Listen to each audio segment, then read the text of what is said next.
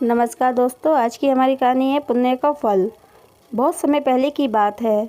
किसी नगर में ध्यानचंद नाम का एक सेठ रहता था। वह बहुत दयालु था। हमेशा उसने दूसरों की मदद की। लेकिन वक्त ने ऐसी करवट ली कि आज वह सेठ खुद गरीब हो गया। एक दिन उस नगर के राजा विक्रमादित्य ने ये घोषणा पूरे नगर में करवा दी कि जो भी व्यक्ति दान पुण्य करते हैं वो अपना पुण्य हमें बताए और बदले में हमसे इनाम ले जाए। ध्यानचंद की पत्नी ने यह घोषणा सुनी तो उसने सोचा कि हम भी इसका फ़ायदा ले लेते हैं। वैसे भी हम लोग दान पुण्य तो करते ही रहते हैं। ध्यानचंद ने जब राजा की घोषणा सुनी तो उसने निश्चय किया कि वह भी राजा के पास जाएगा और अपने दान पुण्य के बारे में बताएगा। अगले दिन ध्यानचंद की पत्नी ने ध्यानचंद को जाने से पहले एक टिफ़िन में खाना भी दे दिया जिसमें 4 रोटी थी। उसने कहा कि रास्ते में भूख लगेगी तो खा लेना। ध्यानचंद राज दरबार की तरफ चल दिया। चलते चलते उसे थकान लग गई, तभी भूख भी लग गई तो वह वहीं पेड़ के नीचे ध्यानचंद बैठ गया। तभी वहाँ पर एक कुतिया और उसके छोटे छोटे 3-4 बच्चे दौड़कर ध्यानचंद के पास आते हैं। कुतिया ध्यानचंद को देखकर अपनी पूंछ हिलाने लगती है।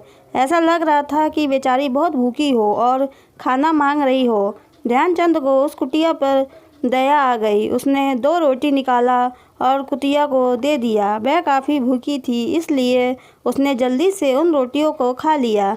फिर भी उसकी भूख नहीं मिटी और वह फिर से ध्यानचंद को देखते हुए अपने पूंछ हिलाने लगती है। ध्यानचंद सोचता है कि लगता है अभी भी इसका पेट नहीं भरा। इसके 4-5 बच्चे भी होंगे जो इसका दूध पीते होंगे। यह सोचकर ध्यानचंद ने बाकी बची 2 रोटी भी उस कुतिया को दे दी। कुतिया रोटी खाकर वहाँ से चली गई। ध्यानचंद भूखे पेट ही विक्रमादित्य के राज दरबार में पहुँचता है और उसने अपने पहले किए हुए दान पुण्य के बारे में विक्रमादित्य से बताता है कि जब वह अमीर था तब वह हमेशा भंडारा करवाता था जिससे भूखों को भोजन मिल जाता था। इसके अलावा उसने पानी पीने के लिए जगह जगह पर हैंडपंप लगवाए। यह सब सुनकर राजा ने कहा कि यह सब तो कुछ भी नहीं है। यदि आपने और कोई दान पुण्य किया हो तो उसे बताइए। ध्यानचंद सोचने लगा कि इतना दान पुण्य तो गिनवा दिया जिसका इसके नज़र में कोई मूल्य नहीं है। ध्यानचंद ने विक्रमादित्य से कहा कि इसके अलावा हमने कोई दान पुण्य नहीं किया है, अब हमें चलने की आज्ञा दें। तभी विक्रमादित्य का एक सैनिक आता है और विक्रमादित्य को सुबह वाले दान पुण्य के बारे में बताता है।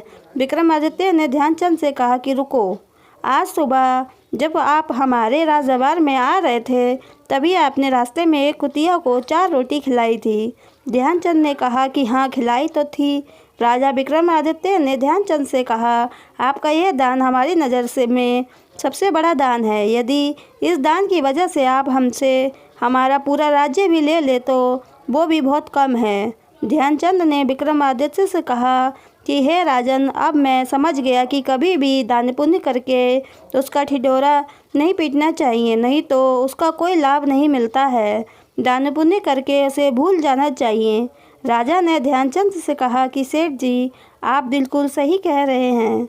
आपने हमें जो भी दान पुण्य गिनवाए थे उसमें मैं यानी कि आपका अहंकार छुपा हुआ था। ऐसा करने से दान का कोई मतलब नहीं रह जाता। जो आज आपने दान किया था उस दान को करने के बाद आप उसे भूल गए थे, इसलिए हमारी नज़र में यह आपका सबसे बड़ा दान है। इतना कहने के बाद राजा विक्रमादित्य ने ध्यानचंद को बहुत सा धन दौलत, हीरे जवाहरात दान देकर उन्हें विदा किया।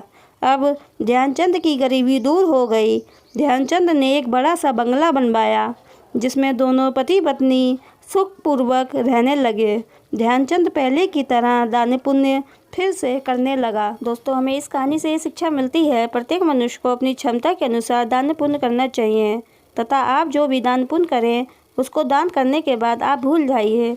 उस दान का ढिढोरा मत पीटिए कि आज हमने इतने रुपए का दान कर दिया। यदि आप ऐसा करेंगे तो उस दान का पुण्य फल आपको नहीं मिलेगा। ये कहानी आपको कैसी लगी हमें कमेंट करके जरूर बताएं। कहानी सुनने के लिए आपका बहुत बहुत धन्यवाद। अगर आपको कहानी पसंद आई है तो चैनल को सब्सक्राइब, वीडियो को लाइक ज़रूर करें।